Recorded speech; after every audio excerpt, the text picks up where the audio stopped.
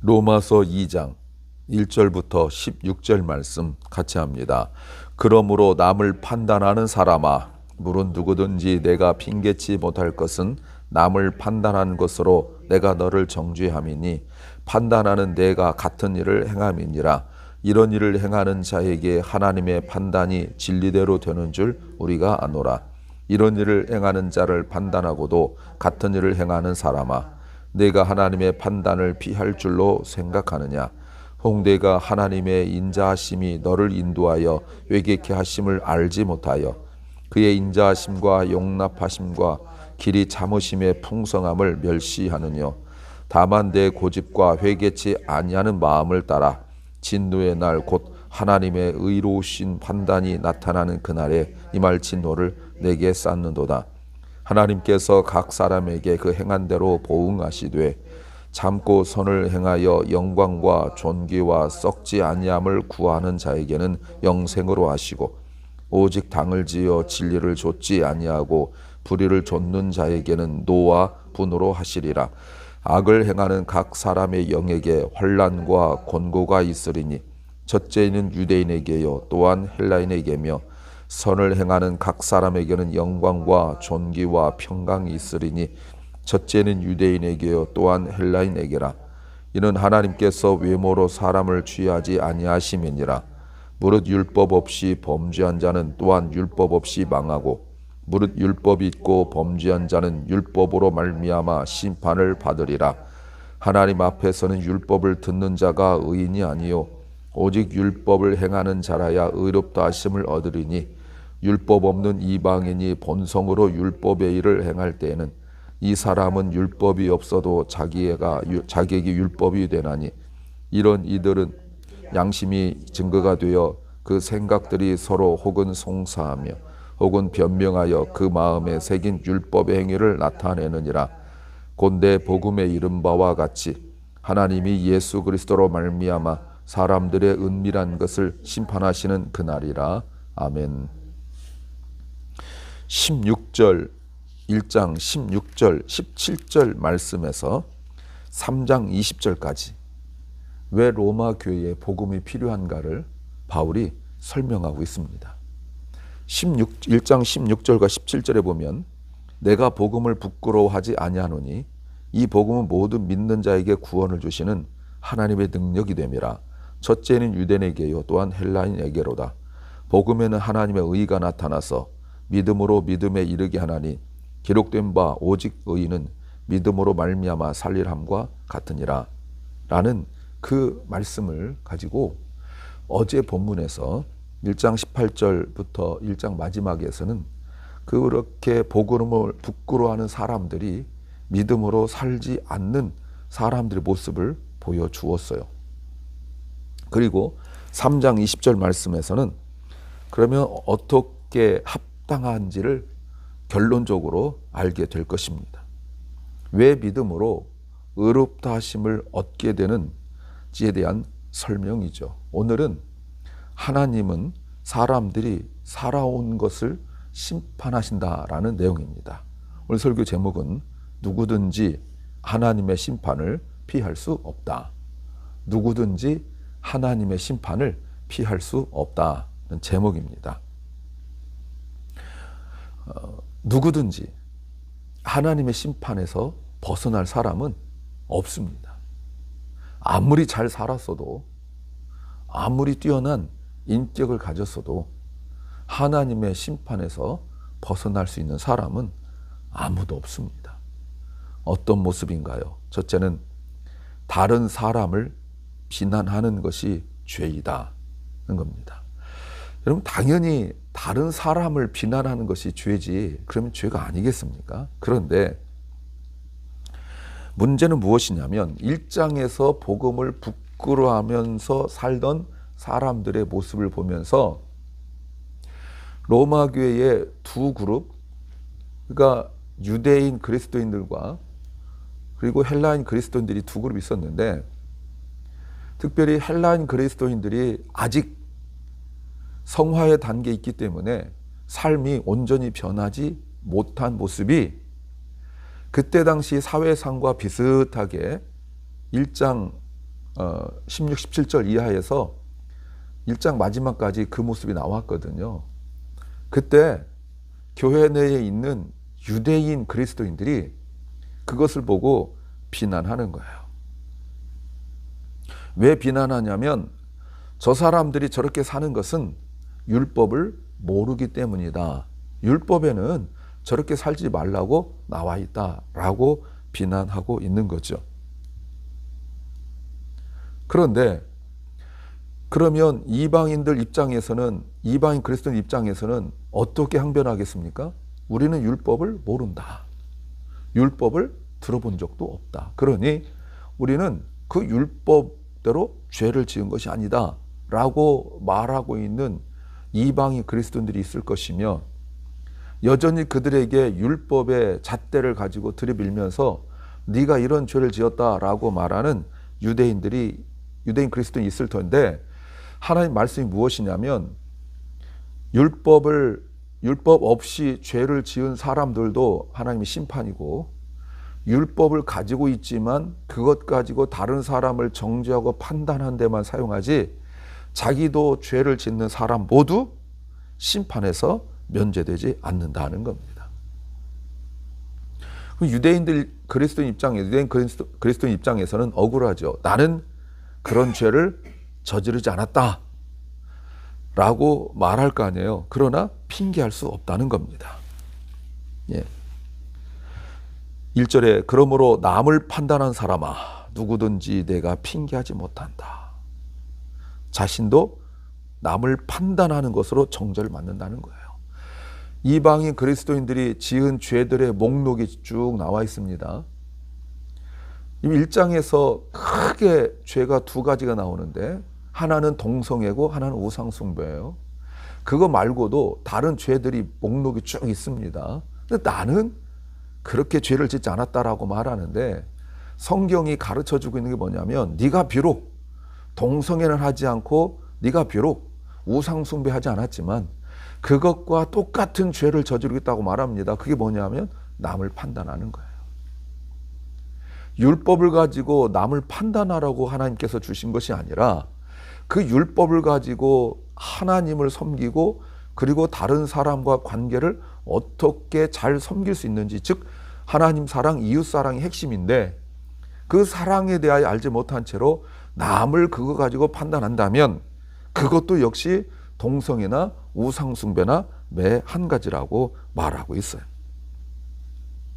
여러분, 그들의 죄를 복음을 부끄러운 사람들의 죄를 1장 18절부터 30절까지 보면 우상숭배, 동성애 당연히 말하고 있습니다. 그런데 그들의 죄목을 보십시오. 불의와 탐욕, 악의로 가득 차 있고 시기와 살인과 다툼과 속임과 수군거림과 다른 사람을 비방하는 것과 하나님을 미워하고 거만하고 건방지고 자기 자신을 자랑하고 부모에게 불순종하고 양심도 없고 약속도 지키지 않고 인정머리도 없고 무자비하다라고 말하고 있습니다. 이것이 동성애나 우상숭배 같다는 거예요. 이런 사람들이 만약 옆에 있다면, 우리 같은 그리스도인으로서 우상숭배하고 동성애한 사람들이 있다면 우리가 당연히 잘못했다고 말하지 않겠어요? 근데 여러분, 기준이 뭐냐는 거예요. 기준이. 이것이 다른 사람 판단하는 거라는 거예요. 성경에서는 2절에서 뭐라고 말씀하십니까? 이런 사람에게 하나님의 판단이 있다고 가르치는 거죠. 왜 이런 사람에게 판단이 있습니까? 3절에 그들은 앞부분의 사람들이 잘못되었다고 판단하면서 자기들도 그렇게 살고 있다고 말합니다. 아까 말한 것이 바로 이 잘못이 남을 판단하는 잘못이죠. 어제 본문에서 나와요.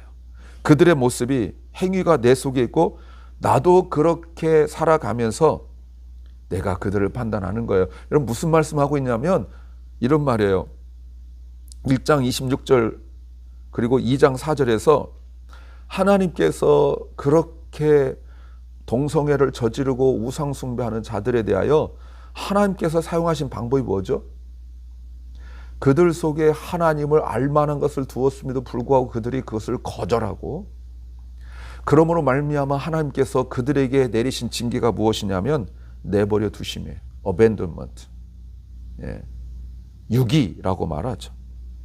그것으로 진노를 내리시는데 하나님이 자기들을 내버려 두는 것은 하나님의 인자하심과 용납하심과 길이 참으신 거냐는 거죠. 또는 하나님께서 내가 옳다라고 봐주시는 거냐 그 말입니다. 아니죠. 하나님께서 내버려 두신 것은 그들로 하여금 회개케 하려는 것이죠. 내가 지금 그런데 그런 일을 하지 않는다고 해서 그런 사람들을 비난한다면 오히려 내버려 두고 있는 하나님을 무시하는 거라는 거예요. 여러분, 이것이 문제죠? 오늘 본문에서 다른 사람들을 판단하며 하나님께 범죄하는 것들에 대하여 말씀하는 거예요. 또 하나는 아무것도 모른다고 용서받는 것이 아니다 하는 겁니다. 5절에 이런 사람들은 오히려 어리석어서 뭐라고 말합니까? 내 고집. 여러분, 고집이란 게 뭐죠? 신약 성경에서는 여기만 쓰인다는데 고집은 그동안 하던 나쁘고 어리석고 비신앙적인 것을 계속한다는 의미예요.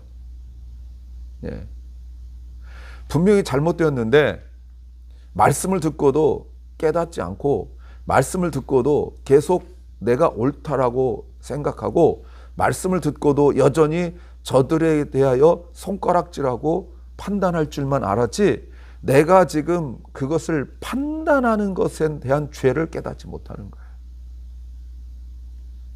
뿐만 아니라 회개하지 않는다고 말하고 있습니다. 두 가지 이야기하고 있죠.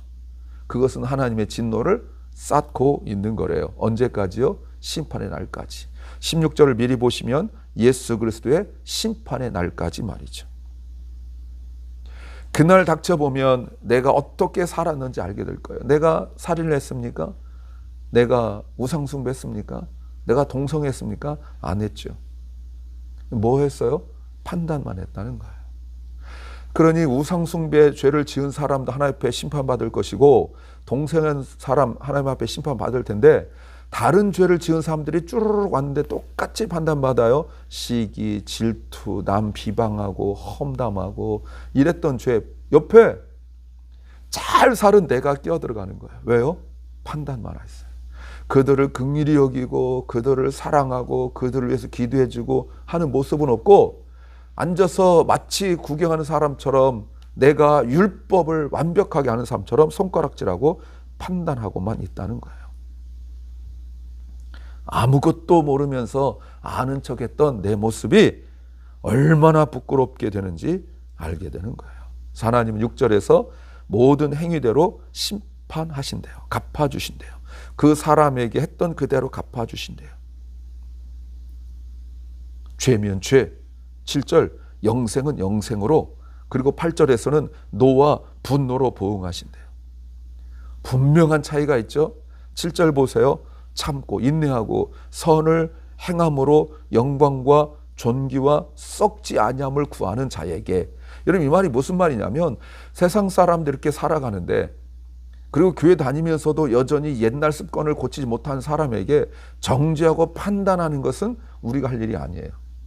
우리가 할 일은 그들을 위하여 사랑하고 주님처럼 오래 참으면서 그들을 위하여 기도하고, 이것이 우리가 할 일이에요. 그런데 8절에 보면 오직 당을 지어, 이게 당을 지었다, 이것은 자신의 목적만을 위하여서 사는 아주 비열한 사람들이라고 말할 수 있어요. 그들은 진리를 따르지 않고 그리고 불의를 따르는 자들이에요. 분명히 신앙생활을 하고 있는데도 말이죠. 그러나 10절 선을 행하는 사람에게 영광과 존귀와 평강을 주세요. 왜 영광과 존귀와 평강이란 이런 일반 단어를 썼을까요? 여러분, 그렇게 교회를 다니면서도 변하지 않고 저지른 사람에 대하여 옆에서 바라보고 그들을 위하여 기도하고 사랑한 것은 이건 보통 괴로운 일이 아니에요. 정말 힘든 일이에요. 왜? 그런 죄를 저지른 사람들 하나님께서 내버려 두시기 때문에 자기들이 옳은 줄 알고 여전히 나쁜 행동들, 고치지 않은 행동들을 여전히 교회 내에서 하고 있거든요. 세상 사람 말하는 게 아니거든요. 그러니까 그들에 대하여 인내하고 그들에 대하여 끊임없이 선을 행하고 기도하고 사랑할 때 하나님께서 우리에게 영광과 존귀와 평강을 주세요. 이거는 바로 하나님의 속성이죠. 하나님의 성품이에요. 11절에 악을 행하는 사람에게 환난과 곤고가 있다고 말하고 있어요. 첫째는 유대인에게 그리고 헬라인에게. 이 말은 11절에 누구도 예외는 없어요. 즉 유대인이기 때문에 면제되는 것이 아니라 이방이기 때문에 심판받는 것이 아니라는 거예요. 하나님은 믿음을 보세요. 여러분, 그런데 오늘 본문까지 나타나는 그 믿음의 오직 의인은 믿음으로 말미암아 산다라고 말할 때 그 핵심 개념이 무엇이냐면 복음을 부끄러워하지 않는 거라는 겁니다. 복음을 부끄러워하지 않으면 죄로부터 멀어지는 거예요. 그러니까 복음을 부끄러워하니까 죄를 짓게 되는 거죠. 이건 인간성이나 성품의 문제가 아니라는 겁니다. 우리가 변하지 않으면 죄를 쌓으면서 살게 되어져요. 나는 그거 몰랐다라고 핑계할 수 없어요. 세 번째는 모든 것이 드러난다 하는 겁니다. 왜 지금 바울은 유대인, 이방인 이렇게 구분하여 언급합니까? 비판하고 비난하고 판단하는 사람들이 바로 유대인 그리스도인이기 때문에 그래요. 이들이 판단하는 근거는 두 가지입니다. 오늘 본문은 율법을 가지고 판단하고 내일 본문은 할례를 가지고 판단해요. 내가 구원받았다는 외적 증거가 있느냐? 여러분, 이것이 갈라디아 교회에서도 휘청거리게 만든 거잖아요. 근데 로마 교회 내에서도 유대인 그리스도인들이 와가지고 한다는 말이 바로 그런 거예요. 율법과 그리고 할례로 내가 구원받았다라는 증거를 보여줘야 된다고 말하고 있어요. 그런데 성경은 12절 보세요.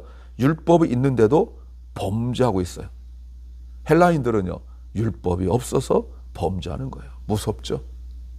유대인들에게 율법이 보호막이 돼야 되는데 그저 율법은 남을 판단하는 도구가 되고 말았어요. 율법은 하나님을 더 사랑하고 이웃을 더 사랑하는 그 중요한 도구가 돼야 되는데 그것 가지고 다른 사람 판단하는, 특별히 잘못 판단하는 도구만 되고 말았다는 거예요. 그래서 내가 율법을 가지고 있는 자로서 율법이 옳은 줄 알고 지켰는데 오히려 내가 잘 지켰는데 그것이 하나님 앞에 죄가 되고 말았다는 거예요. 그러면 이방인들은 여러분 이렇게 반론하겠죠?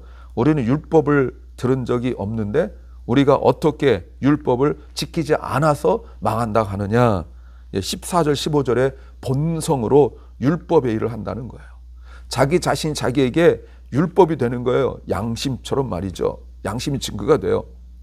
내 생각이 내 생각을 고발하는 거죠. 만약에 우리가 어떤 일을 할 때 율법을 모르지만 우리 속에 있는 양심이 이걸 해야 되나? 말해야 되나? 이때 생각이 두 개로 나눠져서 해야 된다는 것과 하지 말아야 된다는 것이 서로 싸우고 있는 거예요. 그때 우리의 변하지 않는 악한 속성이 이 하지 말아야 된다라는 이것이 바로 율법 역할을 하면서 하나님의 뜻을 행할 수 있는 건데 우리는 결국은 한다라는 쪽으로 가게 되어지는 거죠. 그것은 하나님 뜻에 어긋나는 거예요. 그게 뭐예요? 그게 죄라는 거예요. 우리 속에 하나님께서 선한 양심을 주시고 누구든지 그 선한 양심을 가지고 있는 사람들이 그 양심에 따라 살도록 하셨지만 우리는 점점 우리 속성이 부패되어지고 더러워짐으로 말미암아 하나님께서 주신 그 선한 양심을 따르지 않고 우리는 점점 나에게 유익이 되느냐 손해가 되느냐 그것이 기준이 되어버리고 마는 거예요. 그런데 또 이방인들 이런 항변하겠죠. 억울하다. 내가 만일 율법을 들었더라면 나는 죄를 짓지 않았을 것이다. 이것이 죄다라고 미리 얘기해 주는데 죄 지을 셈이 어디 있느냐? 라는 그 항변에 13절 율법을 듣기만 하는 것은 의미가 없다는 거예요. 율법을 아는 것만 가지고 의미가 없다는 거예요. 율법대로 살아야 되는 거죠. 이 모든 것들이 16절 다 드러나는 날이 온다는 거예요. 그래서 우리에게 필요한 것이 무엇입니까? 하나님의 의롭다 하심을 얻는 거예요. 칭의죠. 율법 가지고 우리가 의로워지는 것이 아니라 율법 가지고 살아도 우리는 제대로 못 산다라는 그 고백. 교회를 다니면서 예수를 믿는다, 그리스도인이라고 말하면서 동성애 저지르고 그리고 우상 숭배하고 시기, 질투, 미움, 사기치고 이렇게 그 나쁜 짓을 저지른 사람들 보면서 내 죄는 별거 없네 이렇게 생각하는 것도 안 되고, 저 사람들 뭐냐라고 손가락질하는 건 안 되고, 그들의 모습을 보면서 내가 더 사랑하지 못하는 것을 회개하는 것이 곧 의로움이에요. 누구든지 피하지 못할 하나님의 심판이 있어요. 내 행위로는 누구든지 심판을 피할 수 없어요. 오직 우리를 위하여 죽으시고 다시 살아나신 예수 그리스도의 이름을 의지하여 하나님이 우리를 의롭다 하심으로 말미암아 우리가 의로워질 수 있는 유일한 방법이에요. 그렇다고 아무렇게나 살 수 없습니다.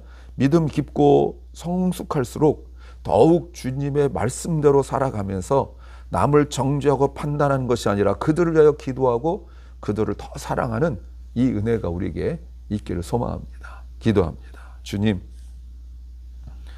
눈에 보이는 것들 우리가 쉽게 판단하는 죄를 범하지 않게 하옵소서. 또 말씀을 몰라 내 마음대로 살아가는데 변하지 않는 우리의 생활 습관, 태도, 우리의 품성, 인격, 속성, 우리가 예수 그리스도 이름으로 변화되어지게 하옵소서. 사랑 결란과 우리 자녀들이 더욱 주님을 가까이 하며 말씀 배우고 더 주님을 닮아갈 수 있도록, 더 거룩해질 수 있도록 도와주옵소서. 오늘도 병 중에서, 고통과 아픔 중에서, 슬픔을 당하여 곤고한 상황에서 주님의 도우심을 간절히 사모하는 심령들에게 주님 치유의 은혜를 베풀어 주옵소서. 주님 간구합니다. 오늘 하루가 주님 안에 있게 하여 주시고 또 멀리 출타하여 돌아오는 그 길들을 주님이 안전하게 지켜 주시옵소서. 예수님 이름으로 기도하옵나이다. 아멘.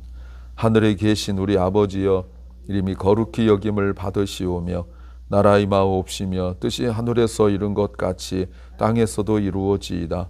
오늘날 우리에게 일용할 양식을 주옵시고 우리가 우리에게 죄 지은 자를 사하여 준 것 같이 우리 죄를 사하여 주옵시고 우리를 시험에 들게 하지 마옵시고 다만 악에서 구하옵소서. 대개 나라와 권세와 영광이 아버지께 영원히 싸움나이다.